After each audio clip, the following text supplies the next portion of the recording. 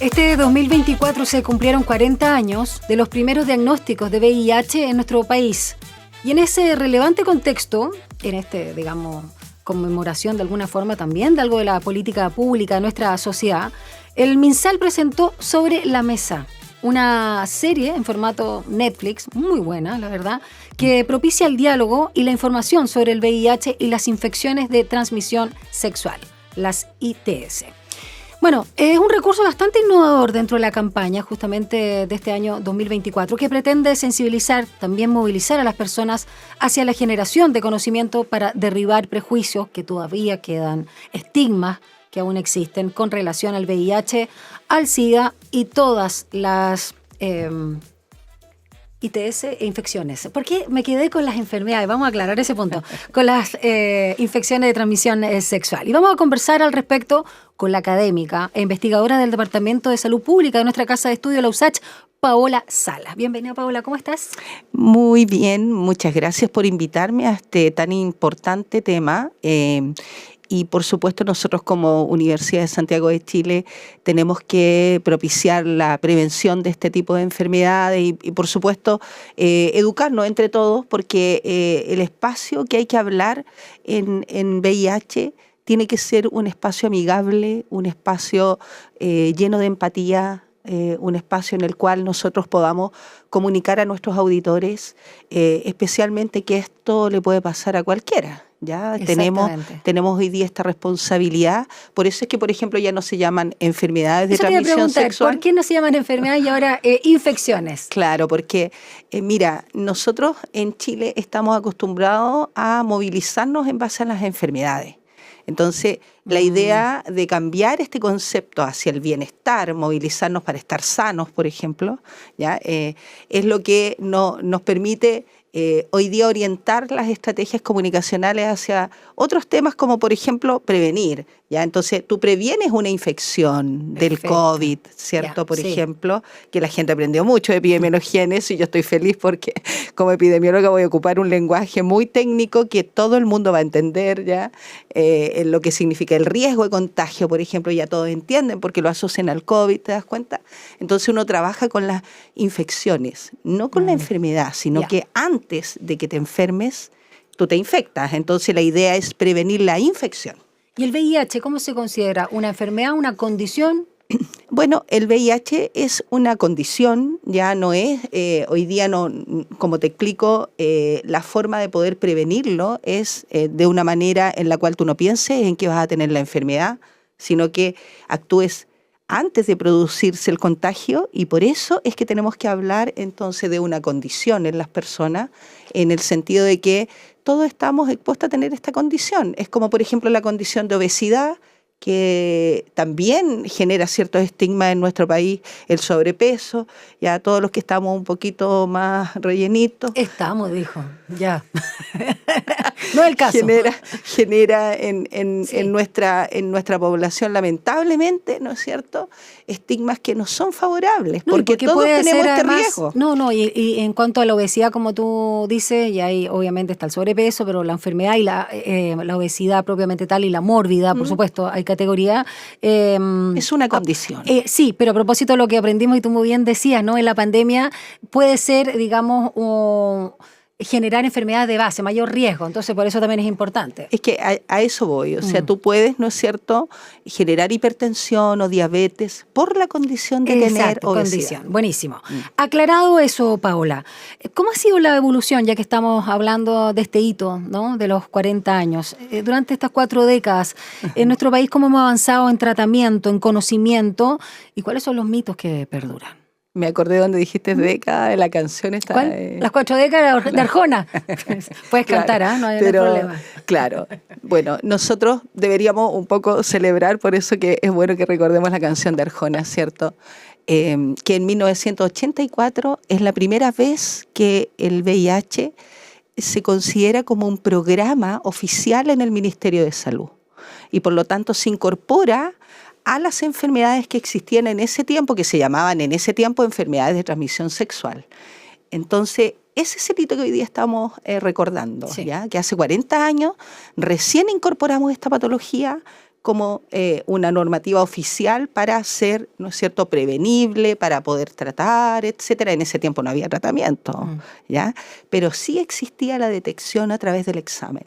Entonces, en nuestro país hemos avanzado muchísimo, ya no así ha ocurrido en toda Latinoamérica. Nosotros somos uno de los países que tenemos el mayor desarrollo en este trabajo de preocuparnos con las personas que viven con VIH y también de prevenir la infección, ¿no es cierto?, del contagio del VIH. Entonces, hoy día, en el año 87, por ejemplo, nace la primera organización comunitaria que apoya esta medida que el Ministerio implementa, ¿no es cierto?, que serían 3 años después nomás, ya que es la actual Acción Gay, que ustedes deben de conocer.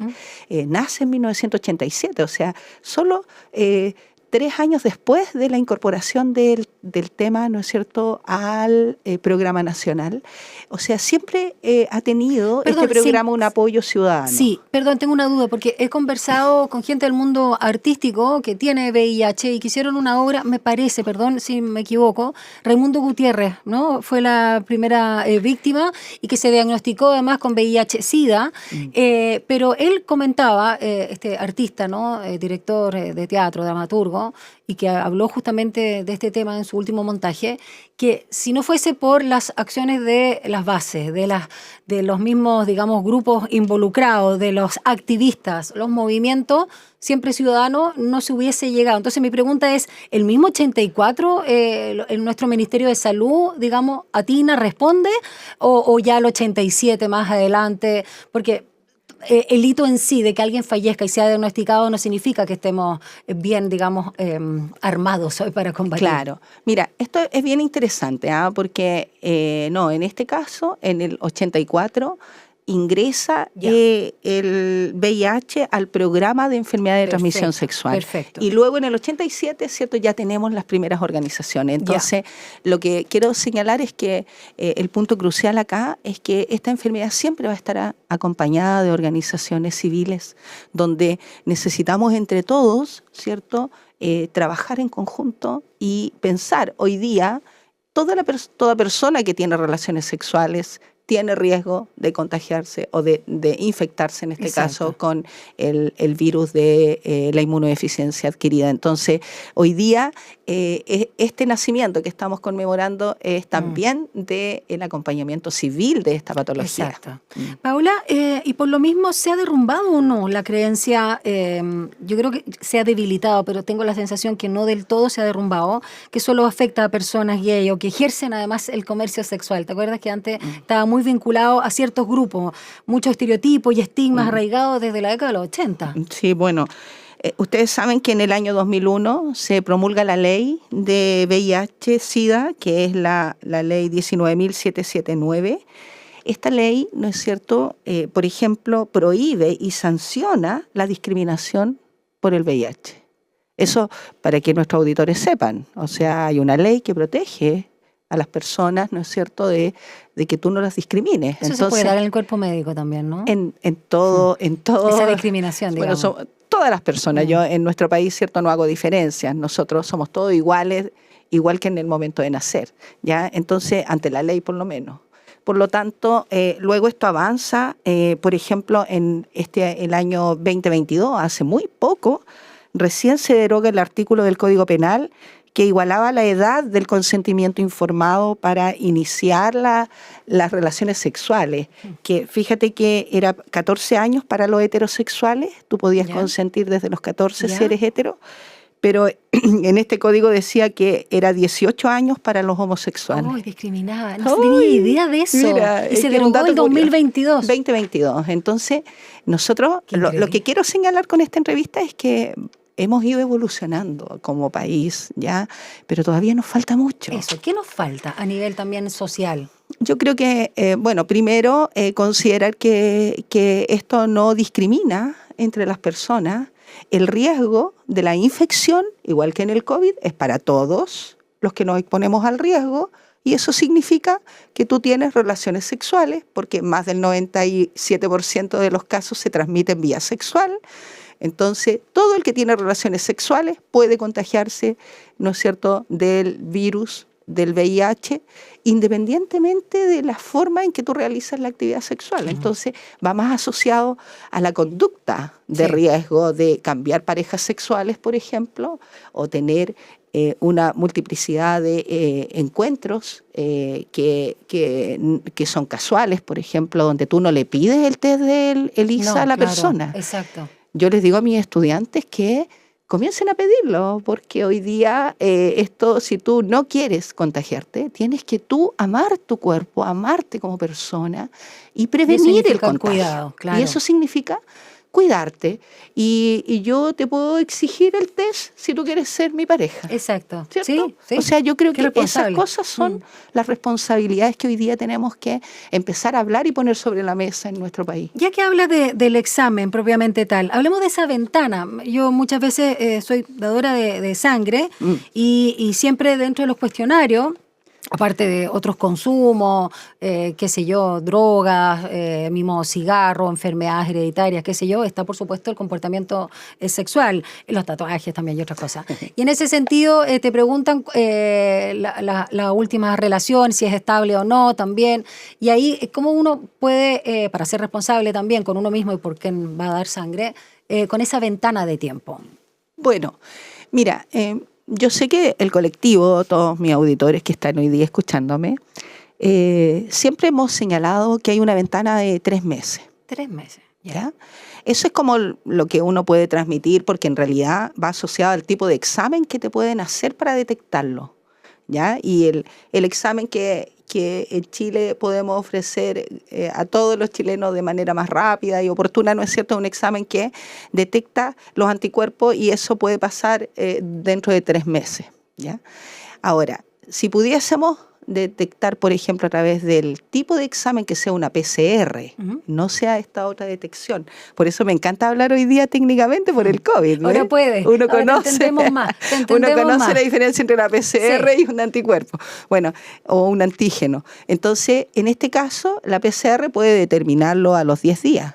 Después de la relación sexual. Entonces, pero no es el examen que podemos ofrecer a todos los chilenos rápidamente, pero porque sí en realidad... el test de ELISA. Pero claro, y ese más o menos rankea con seguridad, después de 3 meses, tú pasas el periodo de ventana. Claro, donde uno cree que pudo haber tenido una situación de riesgo. ¿Sí? Ya, perfecto. O sea, tú te lo puedes hacer rápidamente si estás muy asustada, pero te recomiendo que te lo vuelvas a hacer a los 3 meses. Perfecto. Y tú me señalabas también fuera de micrófono que ahora no se necesita orden médica para solicitar el examen. Bueno, ese es uno de los pasos en los que estamos avanzando en nuestro país, ¿no es cierto? Así como la mamografía ya no necesita la orden médica, ¿cierto? Sino que tú vas y la pides.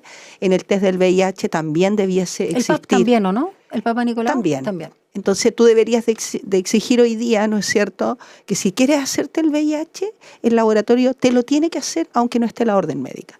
Porque es tu vida la que el laboratorio está decidiendo por no tener un papelito. Claro. ¿Ya? Hoy día nosotros tenemos más deberes y también más derechos. Y esto nos ayuda en explicarle al laboratorio y te lo tienen que hacer.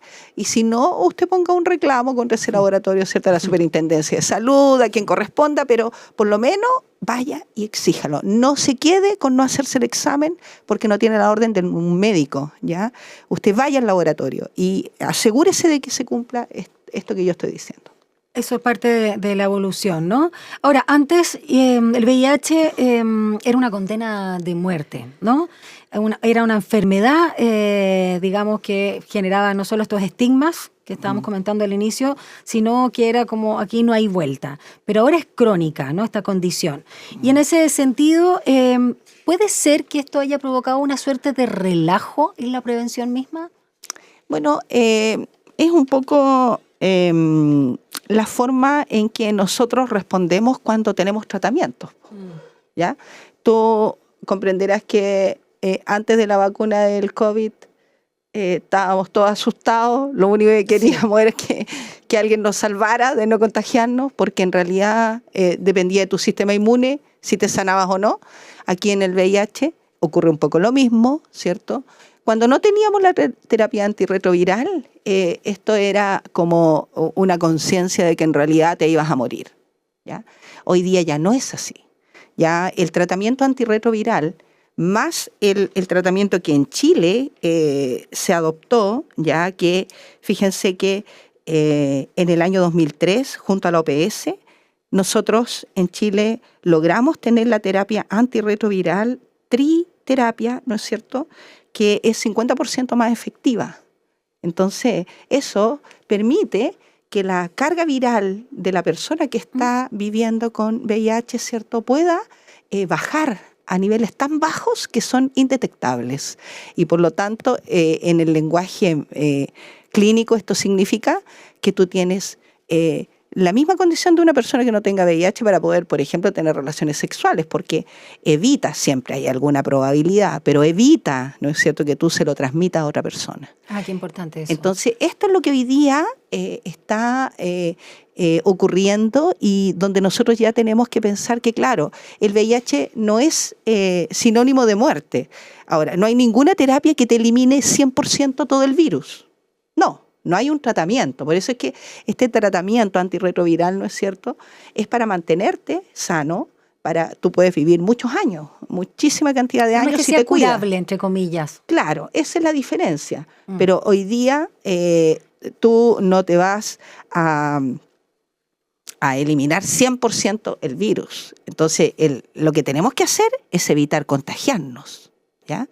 No pensar solo en la terapia que tenemos, ¿ya?, aunque esto es muy bueno. Hablemos de esa terapia, de ese tratamiento en términos más o menos fáciles para entender en qué consiste, la cantidad de controles, dónde hay que cuidarse si uno está con la condición de VIH, sobre todo pensando en no estar expuesto a otras enfermedades, sabiendo que nuestro sistema inmune puede ser más vulnerable que otros.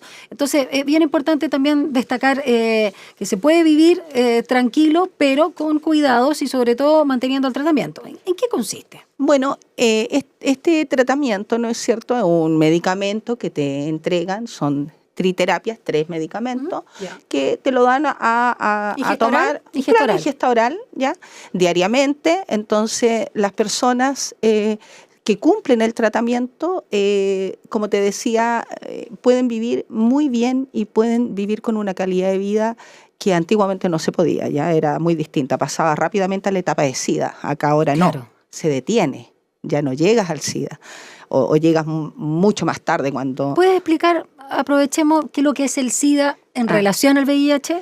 Bueno, el SIDA es ya la etapa de la manifestación clínica de la enfermedad, porque tú tienes el virus, por ejemplo, a mí me gusta comparar con el COVID. El COVID, tú tenías el virus, te habías contagiado, pero no hacías síntomas, ¿cierto? Sí. Cuando tú haces los síntomas, ya pasa a ser el cuadro clínico de la enfermedad. En el caso del SIDA, el VIH, tú tienes el virus, pero no necesariamente haces los síntomas, los haces muy tardíamente, más si es que tienes tratamiento antirretroviral. Claro. Entonces, los síntomas del SIDA ya es la enfermedad propiamente tal. Hay manifestaciones clínicas del SIDA, ¿cierto? Se mancha la piel, tú tienes cuadros febriles, tienes, ¿no es cierto?, daño hacia otros órganos, y el virus entonces invade todos los demás órganos y por lo tanto afecta el pulmón. Es más fácil que si tú te resfrías, por ejemplo, tengas una enfermedad grave respiratoria por la condición de SIDA previa, ya no solo por el virus que estás teniendo, la bacteria que tienes en el cuerpo. Entonces, es ya la enfermedad. No sé si quedó claro. Sí, absolutamente. La etapa de VIH es solo tener el virus en tu organismo. ¿Qué es la profilaxis o preexposición o PrEP? ¿Qué consiste? Mira, este también es un tratamiento, pero es preventivo. Se da por menos tiempo, ¿ya? Aproximadamente 28 días antes de exponerte a una situación de riesgo, ¿ya? Entonces, es también basada en, como la terapia antirretroviral, ¿no es cierto?, en medicamentos, que te los tomas a diario, y esto se entrega en los hospitales de alta complejidad generalmente, o donde hay policlínicos de personas que van por infecciones de transmisión sexual, ¿no es cierto?, habitualmente un infectólogo el que tiene que indicar el medicamento, y este medicamento es 100% gratuito, igual que el tratamiento antirretroviral en nuestro país, porque está garantizado por el auge el tratamiento antirretroviral. Entonces este otro también es 100% gratuito, y hoy día el médico entonces te entrega este medicamento que tú te lo tomas. y después vas a la actividad de exposición, por así decirlo. ¿Y para grupos específicos? Sí, porque la ocurrencia, digamos. Hoy día parte el PrEP, ¿no es cierto? Porque recién están haciendo esta estrategia en nuestro país, podríamos decir, todavía no hay mucha incorporación de grupos.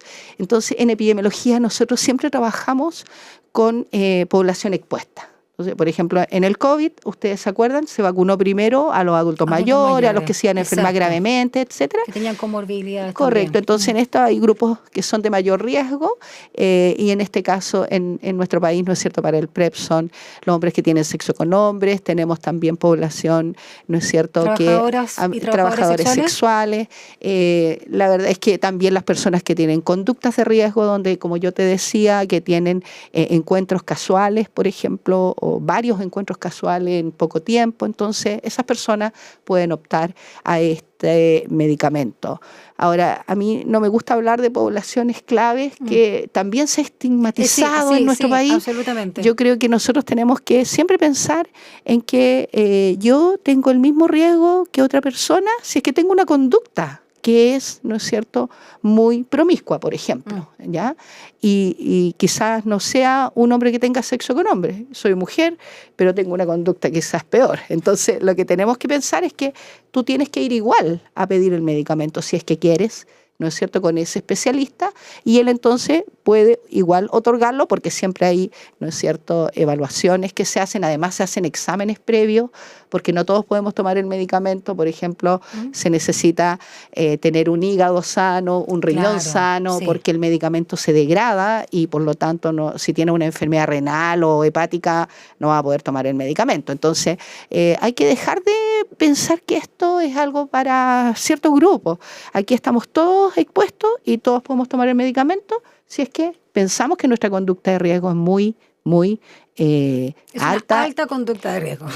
Claro, no sé cómo nombrarla, pero en realidad esto en epidemiología se llama una alta exposición al riesgo. Claro, perfecto. Vamos a seguir conversando contigo, muy clarita, Paola. Buena profe, Paola Salas, académica, investigadora del Departamento de Salud Pública de la USACH, epidemióloga también, ¿no? Epidemióloga. Esa palabra, pero también la aprendí en la pandemia.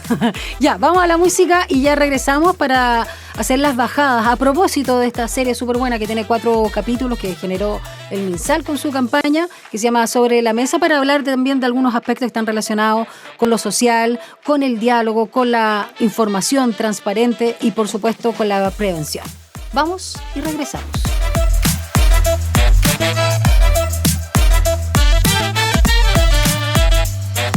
Ya lo comentábamos, este 2024 estamos con los 40 años de los primeros diagnósticos de VIH en nuestro país. Y por lo mismo el MinSal también ha generado una serie de 4 capítulos que se van liberando los días miércoles. Ya está, que se llama Sobre la Mesa. Ya está el embarazo y VIH, que es el segundo capítulo. El primero es el estigma, me lo salté. Luego el acompañamiento, que se liberó este miércoles pasado. Y ya el próximo miércoles 4 de diciembre viene el placer. Y básicamente son situaciones en un café muy chileno, con actores y actrices conocidos, donde se viven situaciones muy comunes en torno a los mismos estigmas, la falta de información y la importancia, por ejemplo, de contar con apoyo emocional. Por ejemplo, cuando uno va a abrir un sobre de un examen que se hizo y tiene mucho temor respecto al resultado. Ya ahí spoileé uno, no importa. Véanlo porque está muy bueno. De hecho, lo encuentran en www.seriesobrelamesa.cl. En relación a esta serie y otras campañas, creo que esta de alguna manera es una de las más creativas. Primero preguntarte qué te parece este tipo de campaña en el formato audiovisual y muy del tipo Netflix, donde también se apela a la emoción, a lo familiar. Y por otro lado también preguntarte si nos faltan más, no solo series, sino campañas relacionadas ya no solo con el VIH, sino con lo que hablamos de las otras infecciones de transmisión sexual. Por supuesto, mira, yo creo que siempre tener conocimiento nos permite tomar conductas apropiadas y también nos permite actuar de una manera distinta, ¿ya? Esto se llama coherencia. Entonces, si tú no tienes conocimiento, lamentablemente no vas a tener una conducta que te permita prevenir, en este caso, una enfermedad que se transmite por virus, ya que donde hay varias.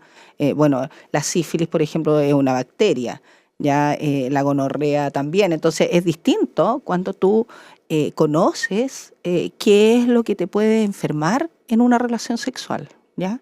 Y esto del conocimiento es bien importante porque hoy día, por ejemplo, se está introduciendo el tema del VIH en el programa del Mineduc, ¿no es cierto?, del Ministerio de Educación en nuestro país, pero recién estamos como incorporando también temáticas que sean planificadas, evaluadas y que se entreguen los contenidos a los estudiantes de una manera no solo tener acceso al conocimiento, porque hoy día tú pones en tu celular, ¿no es cierto?, algo que quieres saber y la inteligencia artificial te dice la mayoría de lo que se sabe sobre el tema. Exacto. Entonces ya el problema no es el conocimiento, sino que tenemos que ir avanzando hacia la conducta. O qué no es el acceso al conocimiento. Correcto. Es qué hago yo en el momento en que estoy en la relación sexual. ¿Ya? Con alguien que no sé si tiene VIH, no le pedí el test de ELISA, ¿cierto?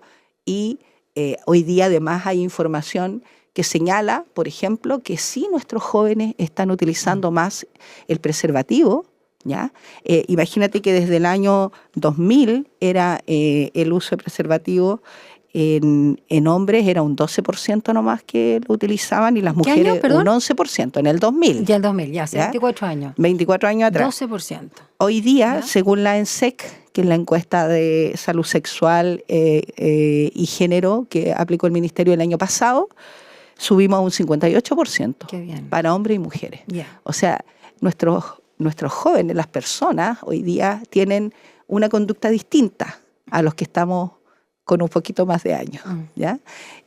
También lo dice la ENSEC, ¿no es cierto?, que hay conductas que favorecen que tú no pienses en que te vas a contagiar de VIH en la relación sexual, como por ejemplo asociar la relación sexual al consumo de alcohol, ¿ya? Hoy día en la encuesta de ENSEC, ¿no es cierto?, aparece que el 29% de los chilenos asocian la relación sexual a un consumo de alcohol, antes, durante o después de la relación sexual. O sea, es como que el placer tú lo quieres maximizar con alcohol, pero un 29%, o sea, estamos hablando de un 30%, uno de cada tres. Es altísimo. ¿Ya? Es altísimo porque significa que quizá lo que estamos viviendo como placer, ¿no es cierto?, ya no nos basta con la relación sexual, sino que le sumamos otro componente. Ahora, otro estimulante. Otro estimulante, el consumo de droga es un 3,3% asociado a la relación sexual y también hoy día el consumo de marihuana, por ejemplo, se asoció en un 11%. Entonces, ¿cómo eso afecta a justamente al riesgo que uno puede, o cómo aumenta el riesgo? O sea, no es que aumente el riesgo, sino que la conducta... Pero quizás, por ejemplo, si estás volado o alcoholizado, se te va a olvidar ponerte el condón. Exacto. A eso me refiero. Eso lo quería que tú concluyeras. Yo, la verdad es que estoy intentando entregarle a nuestros auditores, ¿cierto?, la mayor información posible para que usted, cuando esté en el momento del acto, piense que no solo el embarazo hay que prevenirlo. Exacto. Sino que hay que prevenir la transmisión del nosotros VIH. Cuando éramos chicas era como lo único y era el terror. Era el terror. Entonces, sí. Tenemos que eliminar esto, sino que ahora están todas las enfermedades de transmisión sexual que tú te puedes contagiar en una relación sexual, porque tú sabes tu comportamiento. No tienes idea sexual, del otro. pero no tienes idea qué pasa con el otro. Supuesto. Entonces, la otra persona tampoco quizás sabía que hace 6 años atrás, con una relación que tuvo esporádica, o no, como haya sido, ¿cierto?, se contagió o se transmitió el VIH y tampoco todavía hoy día lo sabe porque no tiene manifestación clínica. Claro. Y nunca se hizo el examen. Entonces, aquí dejemos de pensar que esta cuestión es algo malo, algo como que le da solamente a los que están, ¿no es cierto?, expuestos porque son muy promiscuos, etcétera. Aquí el tema es el momento del acto sexual. Allí es donde tienes que pensar en que te puedes contagiar del VIH y por lo tanto cuida tu vida, usa el preservativo, ¿ya?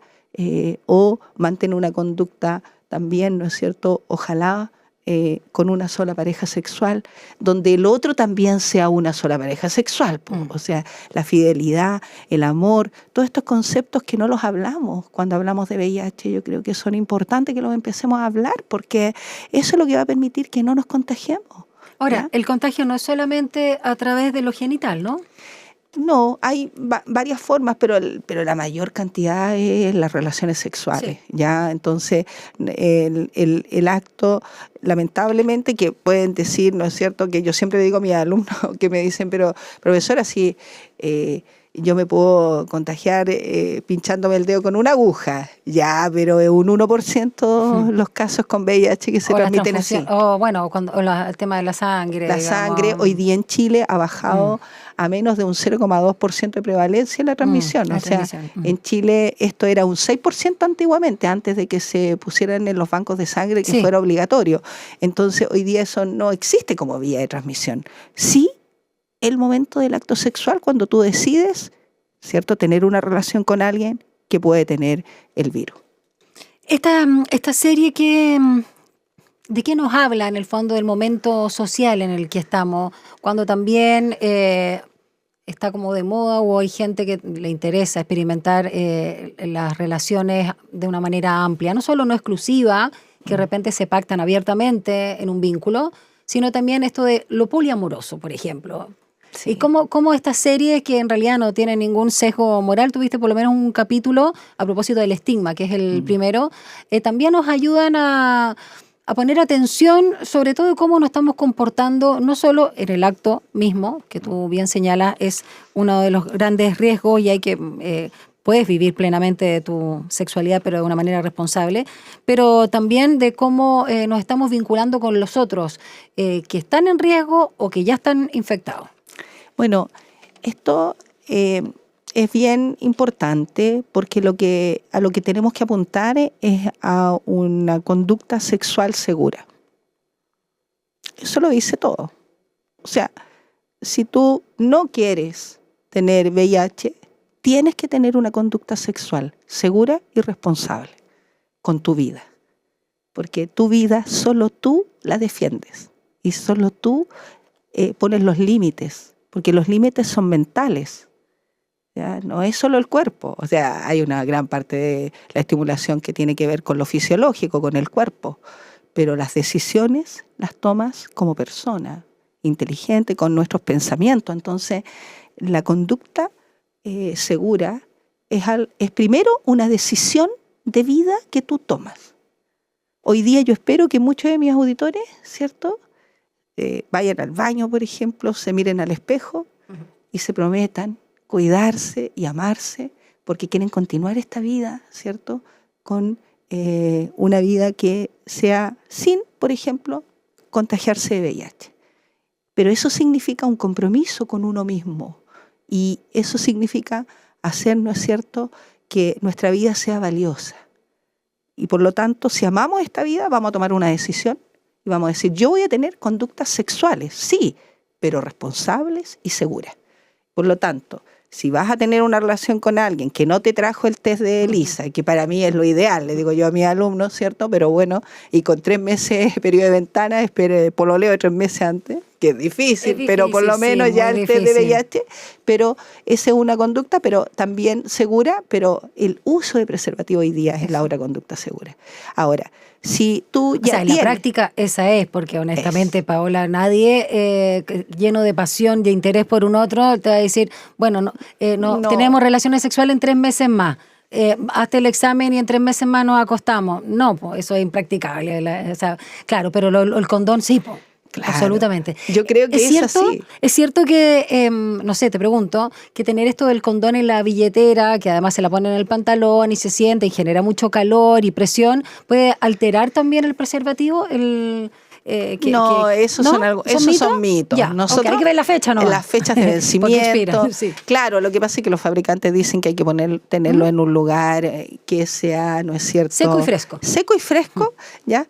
Pero no lo va a tener en el almacén, ¿no? O no sé dónde, en la... ¿Pero en el velador? En el velador, sí, pero lo importante no es que lo puedes tener en la guitarra, ¿En la guitarra? Mi hijo lo guarda en la guitarra, ¿no es qué cierto? bueno, Claro. Ya, y anda con la guitarra a cuesta. En lugar, o en una mochila especial, que tú sepas que ese es tu lugar protegido, es el que te va a dar la conducta segura, ¿cierto? Entonces, como te prometiste a ti mismo que te ibas a cuidar, entonces tienes que hacerlo con hechos concretos, que es lo que yo te decía, esto de ser coherente con lo que pensamos, pero también con lo que actuamos. Entonces, yo tengo mi mochila y esa está al lado de mi cama, por ejemplo. Y a propósito de la serie, te comentaba que el segundo capítulo es embarazo y VIH. Sí. Una persona que está con VIH y está en tratamiento puede tener un embarazo totalmente sano, normal, pleno, y a la vez que su guagua nazca también sin el VIH. Por supuesto. Mira que esto es muy importante porque nosotros en 1994 en Chile publicamos el primer protocolo de inicio de la prevención de la transmisión vertical. Esto significa que a la madre se le hace el test, ¿no es cierto?, de manera gratuita y segura. Luego ella se controla en un policlínico de alto riesgo obstétrico. Luego se le entrega el fármaco a ella y a su hijo, ¿ya? Se le ofrece una cesárea electiva. Hay acceso a que ella pueda dar lactancia materna, ¿no es cierto?, con precaución, y también una fórmula de leche que reemplaza la leche materna por 6 meses. Entonces son hartos beneficios que hemos logrado. ¿Y son según los distintos casos, todo lo que nos señala? No, son para todas las chilenas, todas las embarazadas. Me refiero que hay casos distintos de personas que tengan VIH y de cierta condición, porque algunos son detectables y otros no, en relación al embarazo y los riesgos con la guagua. Así es. Entonces, cada caso lo evalúa un ginecólogo y te entrega entonces este beneficio en Chile. ¿Eso qué es lo que ha permitido? Fíjate que con este tratamiento, que gracias a nuestro país y a todos los chilenos que pagamos los impuestos, ¿cierto?, podemos comprarlo y podemos entregarlo gratuitamente, sea del sistema público o privado la persona, ¿cierto? Hemos logrado descender la tasa de transmisión y hoy día la transmisión en nuestros niños, fíjate que no llega a más del 1,5 por 1000 niños. Estamos hablando de la transmisión vertical. Vertical. Entonces, hoy día nosotros tenemos en nuestro país este avance y es porque se detecta a toda embarazada. La embarazada se le hace el examen al ingreso del embarazo a las 32 semanas, y si no alcanzaron a hacerte ninguno de los dos, porque hay que hacer 2, no 1, te lo hacen antes en el momento del parto, ¿ya? O en el momento en que tú avisas que no te han hecho todavía el test de VIH. Entonces, es muy, muy exitoso nuestro programa en Chile. Por eso nos envidian un poco otros países, ¿ya? Pero esto es un logro inmenso, ¿ya? Ya no nacen niños casi con VIH en nuestro país. Buenísimo. Muchas gracias, Paola Salas, epidemióloga académica, investigadora del Departamento de Salud Pública de la USACH, por conversar con nosotros a propósito, ¿no?, de esta campaña que está realizando el MinSal, una campaña de prevención y distintos temas que se llama Sobre la Mesa, cuando este año se cumplen los 40 años los primeros diagnósticos de VIH en nuestro país. Muchas gracias, que tengas excelente fin de semana. Muy buena, profe.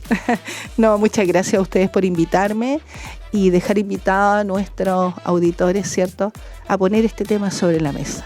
A lo que aprendieron hoy día conmigo, conversarlo en familia, a tomar decisiones de conductas seguras, a enseñar lo que es una conducta segura a nuestros hijos y a hablar del tema, porque tú tienes que prevenir que tu hijo se contagie, pero tienes que hablarlo con él, no creer que él lo habló con alguien. Y con ella. Con ella, perdón. Sí, no, sí. Está bien, digo, por los que tienen hija. Yo también tengo hijo. Gracias, Paola, que tengas lindo fin de semana. Muchas gracias a todos, buenas tardes. Ustedes quédense aquí en nuestra sintonía porque ya viene Mirna Schindler y como siempre, sin pretexto. Hasta el lunes. Chao.